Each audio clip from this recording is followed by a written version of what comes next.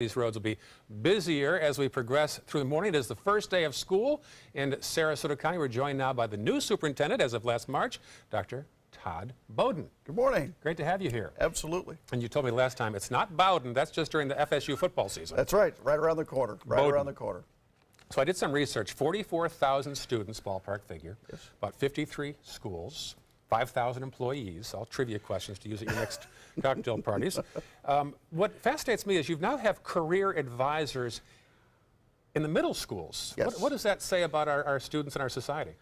Well, we want to make sure that our students are driven by a goal, that they have an objective. And so we're starting in the middle school, and we're going to work and make sure that every student leaves middle school with a plan, an actionable plan that extends not only through high school, but beyond, that guides their course selection, it guides their actions in high school, but sets them up for success once they leave our school system. I know Manatee County has 3 new schools in the process to open in 2019. Any new schools on the way in Sarasota County? We won't be opening any new schools in the next 2 or 3 years, but we are in the market for some property in the Palmer Ranch area. That's where we're seeing a lot of growth between Sarasota proper and Venice, and so you'll probably see some action on that front here in the next year. Yeah, I'm going to lob you a softball here. You got 44,000 students.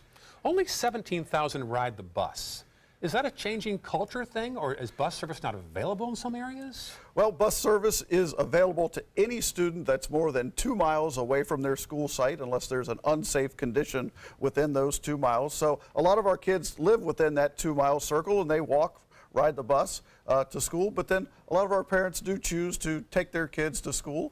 So as you're on the road today, you'll see lines outside of all of our elementary and middle schools as parents are dropping off their little ones for school. Okay, I lobbed you a softball, now time for a hardball. I know one issue I covered repeatedly last year was the issue of transgender restrooms. Yes. I know you're Yes. probably wincing inside right now, but there was an issue at Pineview where a student wanted a transgender restroom, and the school allowed it.